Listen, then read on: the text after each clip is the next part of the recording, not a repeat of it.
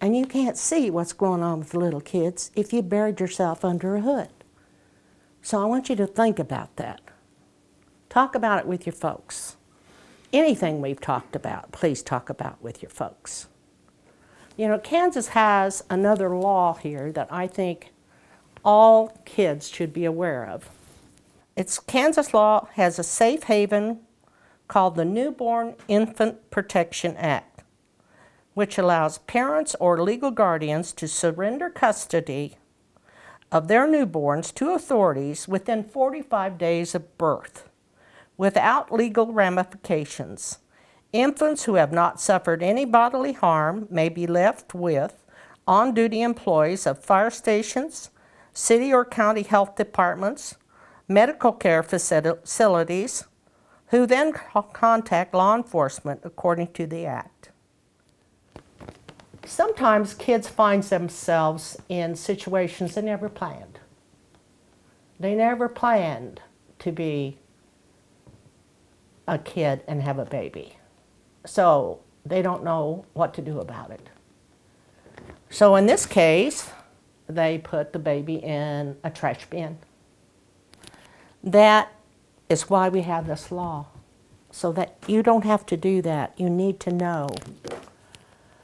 There's one other thing I would like to speak to you about, and that is, well, there's two. One is predator and grooming.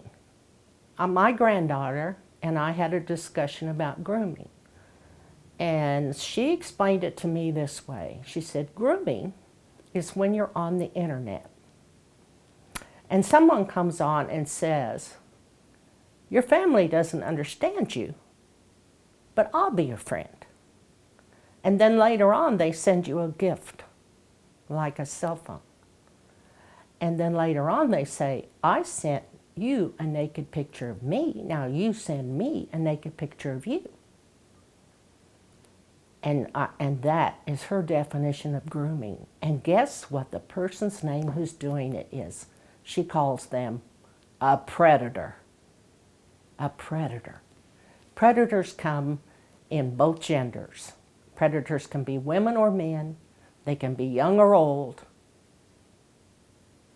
You have to be extra careful if you don't know people, and make sure that you talk everything we talked about over with your parents or your legal guardians. Someone who loves you and cares about you. And if you are a kid or a child who doesn't feel like you have that, then you talk it over with your teacher, because that's one of her biggest responsibilities. It's not just to teach you, is to keep you safe. So you need to know that you have people who care about you. And you need to know that if you've got something in here that's eating you up, then you need to speak up to somebody and get rid of it. Because then you can dream. And then you can be the person you want to be. And then you can have a happy life. I recommend that every parent get a United States map. And this is good anywhere in the United States. In Wichita, we have to be so careful about child trafficking because where we are on the interstate. This is the I-35 corridor. They always say on TV, the I-35 corridor, but the I-35 corridor means nothing if you can't see it. But if you can see that here we are in Wichita, and here we go up here, all the way up to Canada. Over here we've got St. Louis and Kansas City. Down here we've got Dallas and San Antonio and New Orleans. And up here we have what we call the T, which goes across to Kansas City. It's another interstate. So you get that United States map out and you look at it and you see where your city is and how close it might be to an interstate. It has been my experience that kids that are abused run away from abuse. And when they run away from abuse, they go to the streets And when they go to the streets, the traffickers get them. And they can be gone in the time it takes to go to a movie. So if you're going to the movies with your friends, that's fine. You tell your mom that. But if you're going someplace else, you tell her that too. Because you could be someplace you don't want to be and have no way of getting away. The first thing a trafficker is going to do is take your phone. Because they know it's got a GPS in it. They know it's got your phone numbers in it. So I was very, very shocked to learn in the last week or so that we have in our city middle schoolers and high schoolers that don't know their own parents' phone numbers from memory. Come on, guys. You can't just use technology and not know how to stay safe. You've got to know your own parents' phone numbers. I don't care if you know all your friends' phone numbers, but your parents? Say someone got you. Say someone took your phone. If you got away, how would you get a hold of your parents?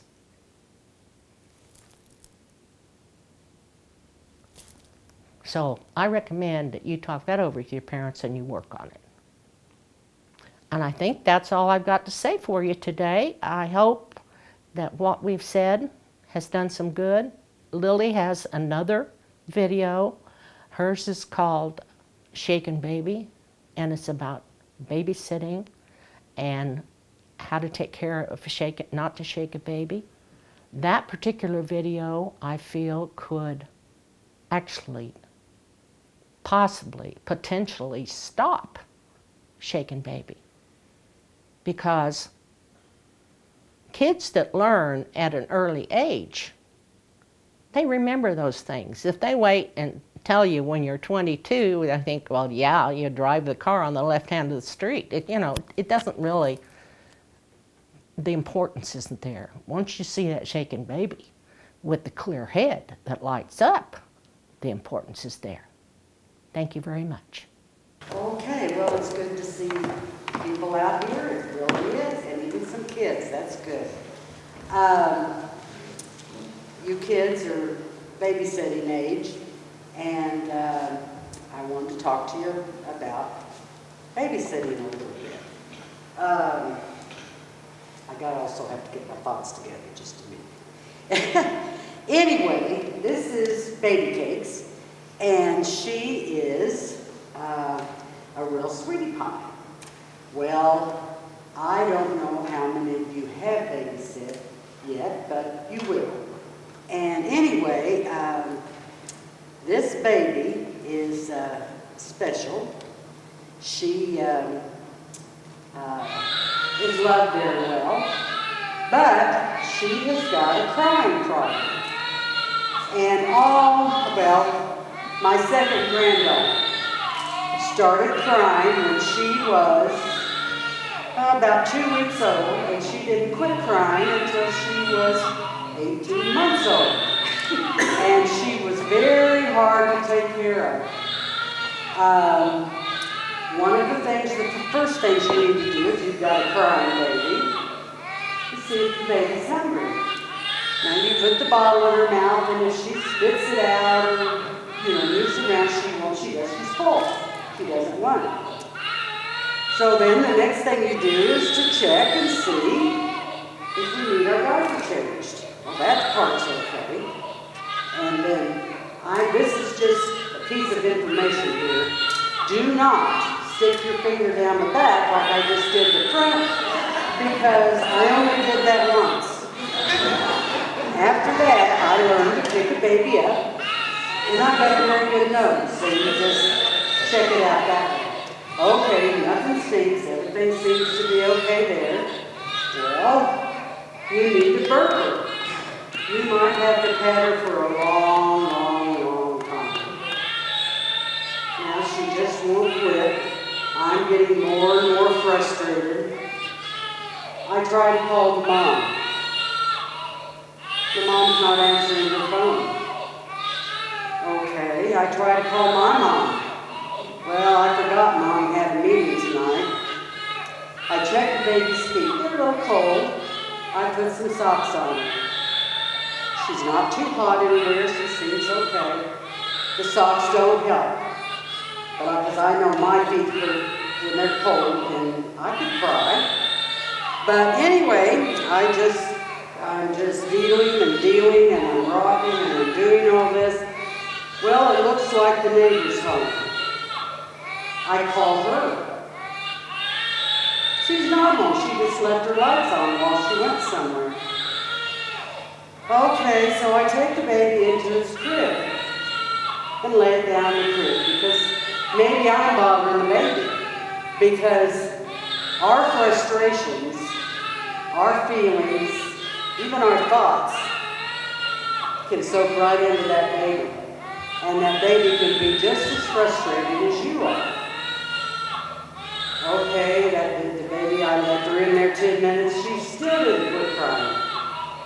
So I fix her a pallet on the floor. Nice soft pallet, make sure there's no dogs, cats, or rats around, and leave the area.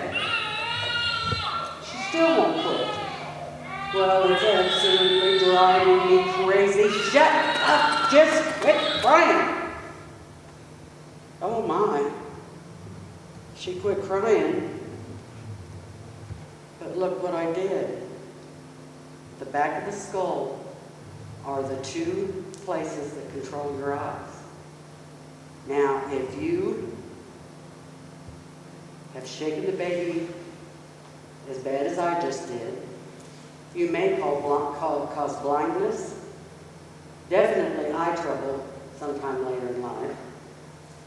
In front, this side of the brain is the baby's emotions. It's whether it's going to be mad all the time, sad all the time. It controls your happy and sad and all your emotions. And over here, this is the reasoning and your learning. And this side, we very well could have caused learning disabilities. We could have caused just all of that. If we'd have lit up on both sides, I'd have shaken her hard enough to kill her. Over here, we could have had paralysis. Just all kinds of problems. And I am thoroughly convinced that there are some people in prison right now that are there because they shook a baby, but they didn't know they weren't supposed to shook a baby. They didn't go over to their girlfriend's house or their baby's house or even their own child. They didn't set out to kill the baby. That isn't what they set out to do. They were just babysitting. And now, the baby's dead. The baby's brain, the reason that we do all this damage is we can be shaken, but we're probably not going to be shaken hard enough to kill us. But a baby has this little brain that is very soft. It's kind of like Jell-O that hasn't quite firmed up. And there's quite a bit of space between the brain and the skull. Well, that's so the baby's brain can grow as they grow. And that's so the baby's brain can soak up all the information. It's got a lot to learn. So, by shaking the baby like I did, you just cause that, we'll call it Jell-O, to just flop all over the inside of that head. And you're bound to do something wrong. Some kind of damage is going to take place. So don't shake a baby. Never shake a baby. In fact, don't shake a 2-year-old. Don't shake a 4-year-old. Their brain has not finished growing in there either. You could do the same thing to one of them. Their neck muscles aren't as strong as mine are now, you know. That's why when you pick up a baby, you always hold the back of the head. So the baby's head doesn't flip back, you know. And that will cause brain damage, but it might break the baby's neck. So they're strong and they're not. They're delicate and they're not. They are just precious, and we just all want to love them because they are. Now, I'm going to quit talking about the baby, and you guys can come back and see the baby up close after this is over. But I have something I want you to do. Until Christmas, which isn't very far away now, but until Christmas, I want you to write down at night when you go to bed, before you go to bed. If you can remember, you don't have to write it down. But if you can't, you need to write it down. And I want you to think of 5 things that you did that day or that happened to you that you can be grateful for. Because when you go to sleep at night, if you go to sleep thinking of the bad things that happened that day, chances are you're not going to sleep good. But if you go to sleep thinking of the good things that happened that day, you're going to get a better night's sleep. And I know that some in here are carrying something dark here in their heart. And as Diana has said, as BK has said, there are counselors, there are teachers, there are stop a fireman, stop a policeman. Talk to somebody. Find somebody to talk to. And I'm talking to you grown-ups too. If you have something black in there that you haven't gotten out, you better get it out because you're going to have a better life afterwards. The sun can only get into your heart if it's not full of darkness. And the sun is what helps us grow. It helps us do the wonderful things we want to do. And I have 5 more things for you to do. Just 5, and you have to do it till Christmas. But the first 5, again, that must be a magic number.